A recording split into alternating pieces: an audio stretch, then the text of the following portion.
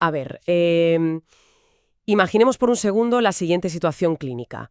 Alguien está completamente solo en una habitación. Ujú. Sin ninguna amenaza física real a su alrededor, claro. Exacto. No ocurre absolutamente nada. Pero el mero hecho de no tener compañía no le genera un simple aburrimiento o un poco de melancolía. Le genera una sensación física, o sea, neurológica, de que su propia existencia se está desvaneciendo. Su sentido del yo empieza a fragmentarse. Eso es. Y ojo, que esto no es una metáfora literaria ni una exageración, es una realidad clínica documentada para ciertas personas que padecen dependencia emocional severa. Y precisamente por ahí vamos a arrancar nuestro análisis a fondo de hoy. Un análisis que hace mucha falta, la verdad. Totalmente. Porque tenemos sobre la mesa un documento clínico espectacular sobre el ser humano como entidad biopsicosocial. Y bueno, en nuestra academia el lema siempre es entender para no memorizar. Así que huimos de resúmenes superficiales. Buscamos profundidad estructural. Y este documento es perfecto para eso, porque tiene una premisa que nos obliga a frenar en seco. A ver, normalmente en psicología tendemos a saltar directamente al síntoma, ¿verdad? Sí. A buscar la etiqueta. Claro, a ver qué falla para arreglarlo. Exacto. Pero los apuntes nos dicen, un momento. Antes de hablar de trastornos conviene hablar de lo que se trastorna. Tenemos que entender la personalidad humana, que no es una piedra inamovible, es un sistema vivo en permanente negociación. Y esa es nuestra misión en esta sesión. Vamos a deconstruir la arquitectura de quienes somos. Queremos entender esos engranajes y ver por qué, en algunas personas, esta estructura necesita desesperadamente de otros para no derrumbarse. Y obviamente, sin juzgar ni patologizar a nadie. Eso es fundamental. No buscamos culpables, buscamos comprender la maquinaria. Vale, vamos a desgranar esto. Porque para entender cómo mapeamos la personalidad hoy, las fuentes nos hacen viajar en el tiempo. Nos llevan a 1977, al psiquiatra George Engel. Un momento clave, sí. Engel rompe por completo con el modelo biomédico tradicional que imperaba en la psiquiatría de la época. Es que hay que entender por qué Engel fue tan disruptivo, ¿eh? Hasta los años 70, el modelo biomédico era el rey. Y bueno, funcionaba maravillosamente para curar una infección o arreglar un fémur roto. Porque es una lógica muy de taller mecánico, ¿no? Exacto.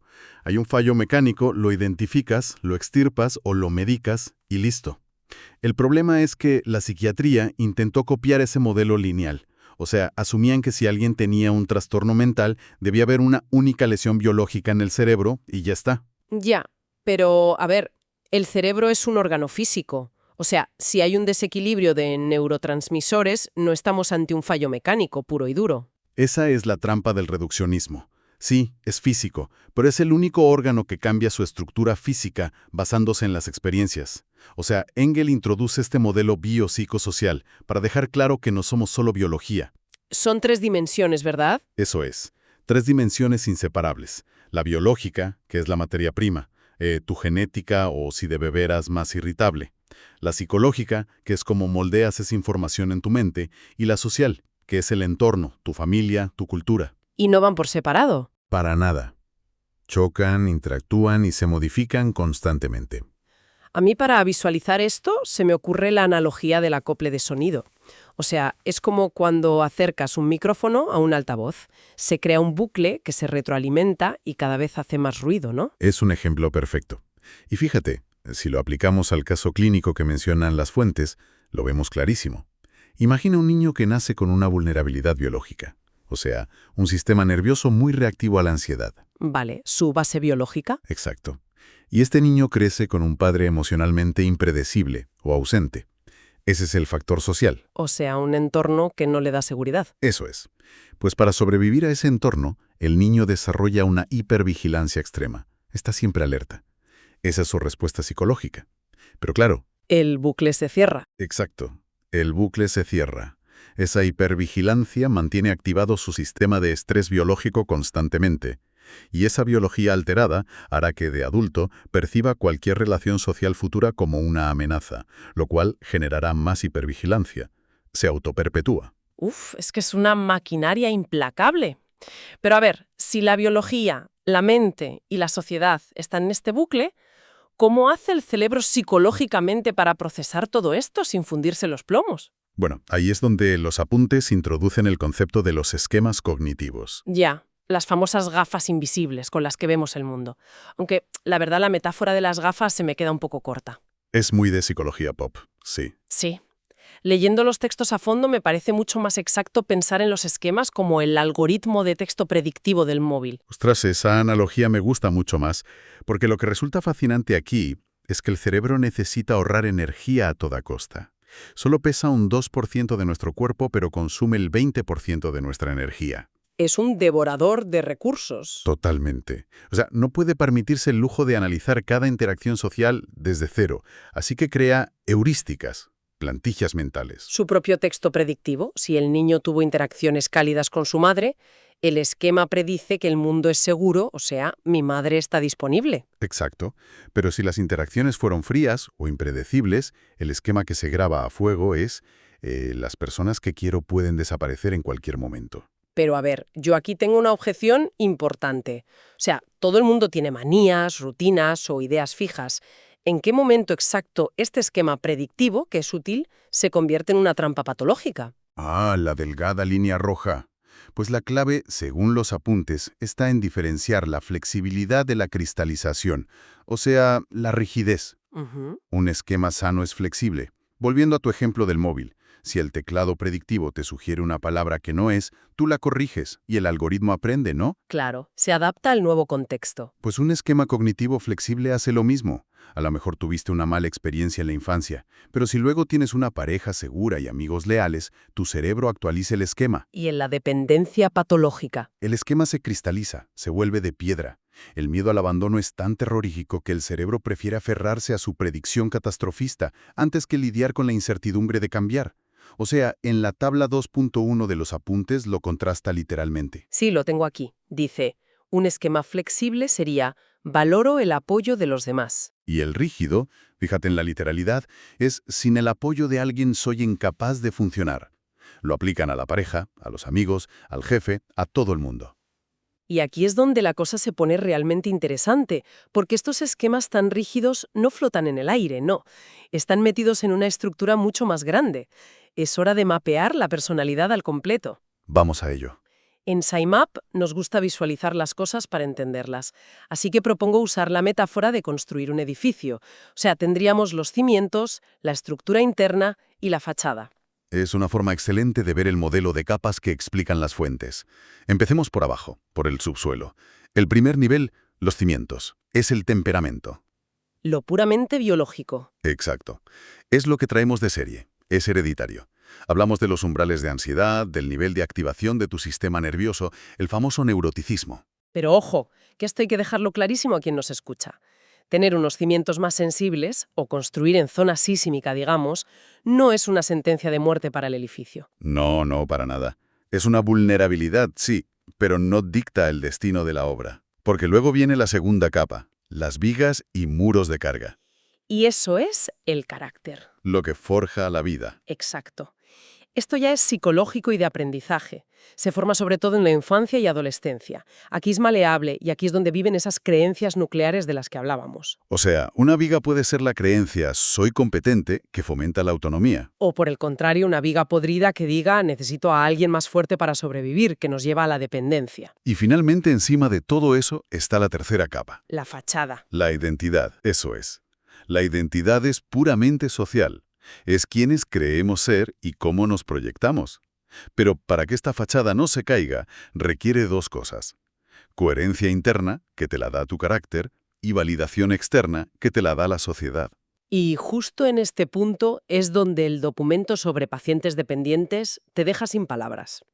Porque claro, para una persona sin este trastorno, la fachada de la identidad se sostiene con sus propias vigas internas, sus propios valores. Y bueno, la validación de amigos o parejas es solo un apoyo extra. Un adorno en la fachada, digamos. Exacto. Pero para el dependiente patológico la cosa cambia drásticamente. Su estructura interna es tan débil que el equilibrio se desplaza por completo hacia afuera. Para ellos, la validación externa es el único muro de carga. Y esto es crucial, ¿eh? Es que lo subrayan los apuntes con mucha intensidad. Para un dependiente severo, la soledad no es que les dé pena o lloren un rato. No. Es una amenaza de derrumbe. Exacto. Es una amenaza a su propia existencia psicológica. Sin la mirada del otro, sin ese andamio externo, su yo se fragmenta. Literalmente sienten que desaparecen. Uf, pero a ver, si todos tenemos estas tres capas, el temperamento, el carácter, la identidad, y todos necesitamos un poco de validación, ¿quién decide cuando alguien cruza la línea? Esa es la gran pregunta clínica. Claro, o sea, de rasgo de personalidad a trastorno psiquiátrico patológico. ¿Dónde está la frontera? Pues si conectamos esto con el panorama general de la psicopatología clínica, hay que entender que los rasgos son un continuo. O sea, van en una dimensión gradual. De menos a más. Eso es. En la población general, pasas de un me gusta estar acompañado a un pues me cuesta bastante estar solo. Y de ahí al extremo patológico de no puedo sobrevivir físicamente sin alguien. Vale, pero yo quiero concretar las reglas del juego. ¿Cuáles son los requisitos estrictos, según el documento, para que un clínico diga, vale, esto es un trastorno de personalidad por dependencia? Pues las fuentes marcan 3 condiciones que se tienen que dar a la vez, simultáneamente. No vale solo una. La primera es la inflexibilidad de la que hablamos antes. O sea, que el esquema rígido se aplique a todo el mundo. Exacto. Omnipresente. O sea, eres dependiente y sumiso con tu pareja, pero también con tu jefe, con el camarero del bar y con tus amigos. No sabes adaptarte. Madre mía, qué agotador. Sí, la segunda condición es la persistencia. Esto significa que tiene que ser estable en el tiempo. Que no vale con que estés así por una mala racha tras un divorcio, no. Eso es. No puede ser un bache de 6 meses. Tiene que rastrearse desde la adolescencia o la edad adulta temprana. Es tu forma de operar por defecto en la vida. Vale, llevamos inflexibilidad y persistencia. ¿Y la tercera? El malestar o deterioro significativo. Esta es la que justifica que sea un problema médico. El rasgo te tiene que estar destruyendo áreas vitales. O sea, angustia interna brutal, o que literalmente arruine tus carreras profesionales, tus parejas, tus amistades. Exactamente. Aguantar abusos intolerables solo para no quedarte solo, por ejemplo. Si se dan estas 3, el clínico puede diagnosticar el trastorno. Claro, pero aquí entra un peso ético brutal que el texto menciona al final y que no podemos pasar por alto. El peligro de confundir las cosas. Porque si un médico diagnostica mal esto, genera iatrogenia. Sí, el daño provocado por la propia intervención médica o psicológica. O sea, patologizar la normalidad hace muchísimo daño. Si tienes un paciente que simplemente es más apegado de lo normal, pero es funcional, y le pones la etiqueta de trastorno, le rompes la identidad. Le convences de que está roto. Y por el contrario, minimizar un trastorno real también es negligente. Si alguien viene con la fachada derrumbándose y le dices, bueno, es que eres una persona intensa, ya pasará, le estás privando de una ayuda vital. El rigor diagnóstico aquí no es un lujo, es una obligación ética absoluta. Entonces, ¿qué significa todo esto? Si hacemos una síntesis desde el punto de vista de nuestra filosofía de aprendizaje. Pues que la personalidad es una danza continua entre genes, mente y entorno. Exacto. Que esos esquemas cognitivos son nuestras gafas invisibles y que un trastorno de dependencia surge cuando, digamos que esas gafas se quedan paralizadas por el miedo y entonces tu identidad se disuelve en cuanto desaparece la otra persona. Lo has resumido a la perfección. Es un fallo estructural de la identidad frente a un carácter muy frágil. Y fíjate, esto me lleva a una reflexión final que me gustaría dejar en el aire para quien nos escucha. Adelante. Si hemos visto que nuestra identidad necesita validación externa para no fragmentarse y que el carácter es maleable, pensemos en la era en la que vivimos. Las redes sociales. Exacto. Las redes sociales ofrecen una validación constante, algorítmica y cuantificable en forma de likes y seguidores. Entonces la pregunta es, ¿estamos creando, sin darnos cuenta, un entorno social que amplifica enormemente las vulnerabilidades de nuestro temperamento innato? O sea, empujándonos a todos hacia esquemas de dependencia más rígidos, usando el móvil como andamio de nuestra identidad. Justo eso. Si el andamio digital se cae, ¿qué queda de nuestra fachada?